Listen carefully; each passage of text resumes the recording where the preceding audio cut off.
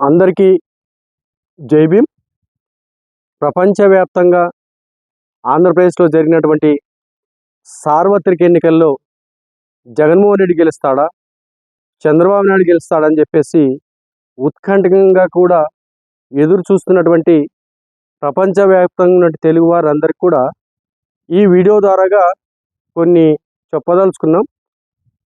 Video చెప్పేదానికంటే ముందు ఈ సమాచారం చాలామందికి చేరాలి కాబట్టి తప్పనిసరిగా లైక్ అండ్ షేర్ చేసి సపోర్ట్ చేయాల్సిందిగా ప్రతి ఒక్కరిని కూడా విజ్ఞప్తి చేస్తూ, మనం దాదాపు ఎక్కడ చూసినా ఆంధ్రప్రదేశ్ రాష్ట్రంలో ఏ ఓటాన్ని కదిలిసినా సరే మేము టీడీపీకి ఓటేసామని చెప్పి చాలామంది చెప్తున్న పరిస్థితి గమనిస్తున్నాం. కొంతమంది అయితే చెప్పలేని పరిస్థితి, ఎవరు అడిగినా సరే ఏ పార్టీ అడిగినా సరే మీకే సపోర్ట్ చేసామని చెప్తున్నారు. దాదాపు ఈ 5 సంవత్సరాల కాలంగా దాదాపు ఒక కార్మికుల దగ్గర నుంచి, కర్షకుల దగ్గర నుంచి, ఉద్యోగస్తుల దగ్గర నుంచి, పోలీస్ డిపార్ట్మెంట్ దగ్గర నుంచి ప్రతి డిపార్ట్మెంట్ని రకరకాలుగా ఇబ్బంది పెట్టేసి వాళ్ళకి సరైన సమయంలో ఉద్యోగస్తులు కానీ, పోలీస్ యంత్రాంగానికి కానీ, అదేవిధంగా ఎవరైతే చిన్న చిన్న కార్మికులు కానీ వీళ్ళందరికీ కూడా రకరకాలుగా ఇబ్బందులు పెట్టినటువంటి జగన్మోహన్ రెడ్డి గారు ఏ విధంగా గెలుస్తారని చెప్పేసి మనం ఒకసారి ప్రశ్నించుకోవాలి. అదేవిధంగా దాదాపు ఎన్నడూ లేని విధంగా గత 2019లో చూసుకుంటే దాదాపు ఉద్యోగస్తులు 1 లక్ష చిల్లర ఓట్లు నమోదైతే దాదాపు 2024 వచ్చేసరికి దాదాపు 4 లక్షల పైన ఓటర్లు ఈరోజు, అంటే 95% దగ్గర ఉద్యోగస్తులు మొత్తం కసిగా ఓటేశారంటే ఎవరిని గెలిపించాలని చెప్పేసి, ఎవరిని ఓడించాలనే సంగతి మనం ఒకసారి గమనించుకోవాలి. విశ్లేషకులు చాలామంది విశ్లేషిస్తూ ఉన్నారు. ఏ పార్టీ గెలుస్తుంది, జగన్ గెలుస్తాడా, చంద్రబాబు? ఖచ్చితంగా చంద్రబాబు నాయుడు గెలిచేకే ఎక్కువ అవకాశాలు ఉన్న సంగతి ప్రతి ఒక్కరూ మనం ఈరోజు గమనించాలి. ఎందుకు ఈ మాట చెప్తున్నామంటే దాదాపు ఎన్ఆర్ఐలు కొన్ని లక్షల మంది కొన్ని లక్షల రూపాయలు ఖర్చు పెట్టుకొని దాదాపు 3 లక్షల వరకు దగ్గర ఎన్ఆర్ఐలు మొత్తం అంతా వచ్చేసి ఓట్లేసే సంగతి మనం గమనిస్తూ ఉన్నాం. అదేవిధంగా ఇతర రాష్ట్రాల నుంచి వచ్చినటువంటి అనేక మంది దాదాపు ఎక్కడెక్కడో ఉద్యోగాలు చేసుకుంటూ వాళ్ళ పని వాళ్ళు చేసుకుంటూ ఎవరు పిలవకపోయినా సరే వాళ్ళ పాటికి వాళ్ళే వచ్చి కనీసం ఒక బస్ ఛార్జీలు ఆ టైంలో దగ్గర 3,000 రూపాయలు ఉన్నాయని తెలిసినా కూడా పోతే పోయింది డబ్బులు, ఖచ్చితంగా జగన్ ఓడించాలి, కొత్త ప్రభుత్వాన్ని తీసుకురావాలని చెప్పేసి కసి మీద ఓట్లు వేశారు. ఎందుకు ఈ పరిస్థితి వచ్చిందంటే దిక్కులేని రాజధాని, దిక్కులేని పరిస్థితి, ఉద్యోగులకు ఉద్యోగులు లేని పరిస్థితి, అదేవిధంగా డిఎస్సి నిరుద్యోగులు డిఎస్సి లేని పరిస్థితి. దాదాపు మెగా డిఎస్ అని చెప్పినటువంటి ఈయన కనీసం ఒక్క డిఎస్సికి వదలకపోవడంతో డిఎస్సికి ఎవరైతే నిరుద్యోగులు ఉన్నారో కొన్ని లక్షల మంది వీళ్ళంతా కూడా కంకణం కట్టుకొని పనిచేశారు. టీడీపీ గెలిపించాలి, టీడీపీ గెలిపిస్తే మెగా డిఎస్సి వస్తుంది, అదేవిధంగా మొదటి సంతకం చంద్రబాబు నాయుడు ఏ విధంగా అయితే హామీ ఇచ్చాడో అది నెరవేరుస్తారనే ఒకే ఒక ఆలోచనతో డిఎస్సి ఎవరైతే నిరుద్యోగులు ఉన్నారో ప్రతి ఒక్కరు కూడా చంద్రబాబు నాయుడుకి సపోర్ట్ చేసిన పరిస్థితి మనం గమనిస్తూ ఉన్నాం. అదేవిధంగా ఇంత స్థాయిలో ఎప్పుడు లేని విధంగా దాదాపు 82 పైన దాదాపు 83 వరకు కూడా ఈరోజు పోలింగ్ నమోదు రికార్డ్ స్థాయిలో నమోదైందంటే దాదాపు ఏదైతే ప్రభుత్వం ఉంటుందో ఆ ప్రభుత్వానికి వ్యతిరేకంగా పడినప్పుడు మాత్రమే ఆ విధమైన రిజల్ట్ వస్తుంది, ఆ విధంగా పోలింగ్ జరుగుతుంది. ఎగ్జాంపుల్ తెలంగాణలో చూసాం. తెలంగాణలో అత్యధికంగా పోలింగ్ శాతం నమోదైనప్పుడు టీఆర్ఎస్ గవర్నమెంట్ మీద వ్యతిరేకత పనిచేశారని ఆ రోజే చాలా మంది విశ్లేషకులు మాట్లాడితే అదే స్థాయిలో రేవంత్ రెడ్డి గారు గెలిచిన పరిస్థితి మనం గమనిస్తూ ఉన్నాం. ఈ విధంగా దాదాపు ఎస్సీ ఎస్టీ బీసీ మైనార్టీలను కానీ దాదాపు అన్ని వర్గాలను కూడా సర్వనాశనం చేసినటువంటి జగన్మోహన్ రెడ్డి గారికి ఏ విధంగా ఓట్లు వేస్తారు?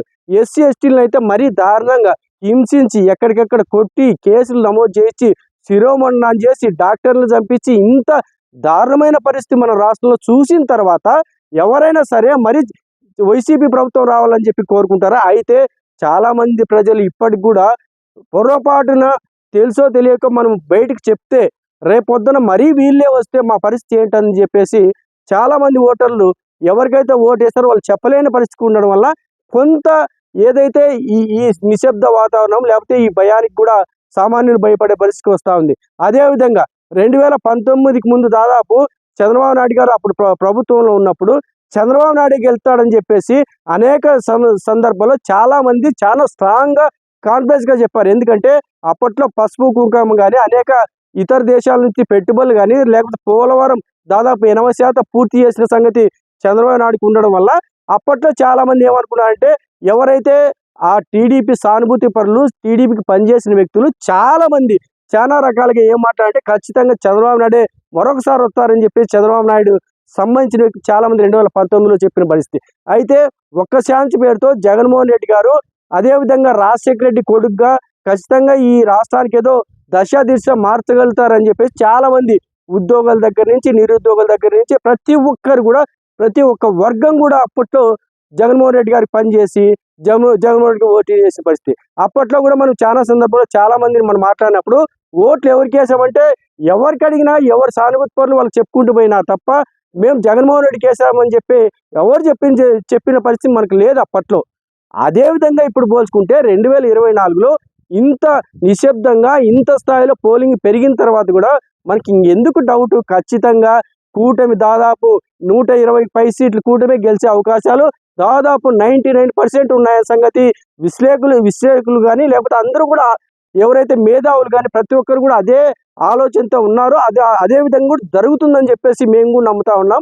ఎస్సీ ఎస్టీ వర్గాల్లో ఖచ్చితంగా ఎవరైతే జగన్మోహన్ రెడ్డి గారికి ఖచ్చితంగా దిగిపోవాలి, దిగిపోతేనే రేపొద్దున మాకు అవకాశాలు వస్తాయి, అభివృద్ధి జరుగుతుందని చెప్పేసి దాదాపు 90% కూడా ఎస్సీ ఎస్టీ ఓట్లు మొత్తం కూడా ఈరోజు కూటమికి జరిగిన పరిస్థితి.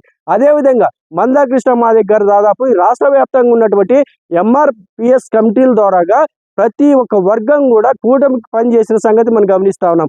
ఎందుకు ఇది గమనిస్తా ఉన్నాం అంటే SC corporation, ST corporation, BC minority corporation మొత్తం జీరో చేసిన పరిస్థితి. ఒక్కటంటే ఒక్క లోన్ ఇచ్చిన పరిస్థితి లేకపోవడం చాలా శోచనీయం, చాలా బాధాకరం. ఇవన్నీ గమనించిన ప్రజలు మరొకసారి జగన్మోహన్ రెడ్డి గారికి ఏ విధంగా పట్టం కడతారని చెప్పేసి మనమంతా కూడా ఒకసారి ఆలోచించుకోవాలి. ఈరోజు మేకపోతు గంభీరంలా ఎవరైతే వైసీపీ పార్టీ నాయకులు కానీ సానుభూతి పరులు కానీ వాళ్ళు అంతే గంభీరంతో ప్రదర్శిస్తున్నారు తప్ప ఎక్కడే కానీ గ్రౌండ్ స్థాయిలో అటువంటి పరిస్థితి లేదు. నాతో కొంతమంది వ్యక్తులు మాట్లాడుతున్నారు, అన్న ఎవరు చూసినా మేము టీడీపీకి ఓటు వేసినామని చెప్తారు, కానీ వైసీపీ ప్రభుత్వం గెలుస్తుందని చెప్పి చాలా మంది అంటున్నారు. మాకు అర్థం కాలేదంటే దీనికి అర్థం ఏంటంటే ఓపెన్గా బహిరంగంగా ఎవరు చెప్పుకోలేని పరిస్థితిలో ఓటర్లు ఉన్నారు. ఎందుకంటే చెప్పితే రేపొద్దున జరిగిపోయే నష్టానికి మేమంతా బాధ్యులుగా ఉండాలా, 5 ఏళ్ళు వీళ్ళతో అనుభవించాలంటే భయంగా ఉందని చెప్పి భయానికి భయపడి చాలా మంది బయటకు చెప్పలేని పరిస్థితిలో ఇటువంటి వాతావరణం కనిపిస్తూ ఉంది తప్ప జగన్మోహన్ రెడ్డి గారికి ఒక్కటంటే ఒక్క అంశంలో కూడా గెలిచే పరిస్థితి లేదు.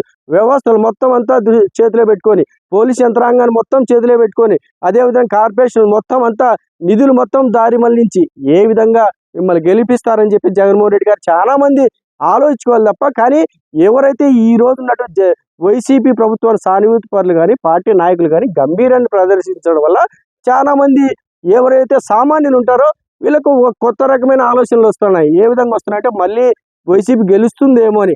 గెలిచే పరిస్థితి ఒకటంటే ఒకటి కూడా లేదు. ఎందుకంటే గతంలో 2019లో చంద్రబాబు నాయుడు ప్రభుత్వం ఉన్నప్పుడు ఆయన ఏ విధంగా గెలుస్తాడని చెప్పేసి అంతే గంభీరంగా అదే సానుభూతి పరులు మాట్లాడినప్పుడు సేమ్ రిపీట్గా 2024లో కూడా కేవలం వాళ్ళు ఏదైతే మేకపోతుగా వాళ్ళ గ్రౌండ్ స్థాయిలో ప్రతి ఒక్కరికి తెలిసిన విషయమే. అదేవిధంగా దాదాపు 13-14 సంస్థలు ఏవైతే సర్వే సంస్థలు ఉన్నాయో ఎగ్జిట్ పోల్స్ ఇప్పుడు ఇచ్చేకి లేదు కాబట్టి ఎగ్జిట్ పోల్స్ కూడా ఆల్రెడీ ఎవరికి చేరాలో వాళ్ళందరికీ తెలిసిపోయింది కూడా అందరికీ ఏ ప్రభుత్వం అవుతుంది ఏంది పరిస్థితి. కాకపోతే దాదాపు 1వ తారీఖు వరకు వాళ్ళు ఎగ్జిట్ పోల్స్ రిలీజ్ చేయకూడదని చెప్పేసి ఒక ఏదైతే నిబంధనలు ఈసీ ఉందో దానికోసమే బయటికి వెల్లడించే పరిస్థితి. 1వ తారీఖున ఈ రోజు మనం ఏదైతే మాట్లాడుకున్నామో అదే ఎగ్జిట్ పోల్స్ కూడా ఇస్తుంది. 4వ తారీఖు కూడా మరొకసారి కూటమి గెలిచే అవకాశం మాత్రం మెండుగా 90% ఉందని చెప్పేసి ప్రతి ఒక్కరు మాలాంటి వ్యక్తులు కానీ ప్రతి ఒక్కరు ఈరోజు భావిస్తున్నారు. ఎంతో కొంత పబ్లిక్లో తిరిగి పబ్లిక్ మీద అవేర్నెస్గా ఆలోచించే వాళ్ళు మేధావులంతా కూడా తెలిసిపోయింది. కాకపోతే సామాన్య ప్రజలు అందరూ భయపడుతున్నారు. అలా ఎవరు సామాన్య ప్రజలు భయపడాల్సిన అవసరం లేదు. ఖచ్చితంగా కూటమి గెలిచే అవకాశాలే దాదాపు 100కి 99% ఉన్నాయి. ఒక్కటంటే ఒక్క ఛాన్స్ కూడా జగన్మోహన్ రెడ్డికి లేదు. ఒకవేళ అటువంటి పరిస్థితి రేపొద్దున ఏ విధంగా నష్టపోతాం ప్రజలందరికీ తెలుసు కాబట్టి ప్రజలు మరొకసారి ఆ తప్పు చేయడానికి సిద్ధంగా లేరు. అదేవిధంగా ఇతర దేశాల నుంచి ఎన్ఆర్ఐలు లక్షల రూపాయలు ఖర్చు పెట్టుకొని వచ్చి ఇంత కసిగా వేశారంటే మనం అందరూ కూడా ఒకసారి భయపడాల్సిన అవసరం లేదు. ఖచ్చితంగా కూటమి గెలుస్తుంది. మరొకసారి అభివృద్ధి అంటే ఎందుకు కూడా చంద్రబాబు నాయుడు గారు చేస్తారు, చంద్రబాబు నాయుడు గారు అని చెప్పేసి ప్రతి ఒక్కరికి నమ్మకం ఉంది. ఏది ఏమైనా సరే జూన్ 4వ తారీఖున జరగబో కౌంటింగ్లో ఆ రోజు అందరూ కూడా ఏం ప్రశాంతంగా ఉంటే ఆ రోజు కౌంటింగ్లో కూటమి గెలుస్తుందని చెప్పి చూడొచ్చు అని చెప్పేసి మా అందరి విశ్లేషణ భావన కూడా. జై భీమ్, జై హింద్.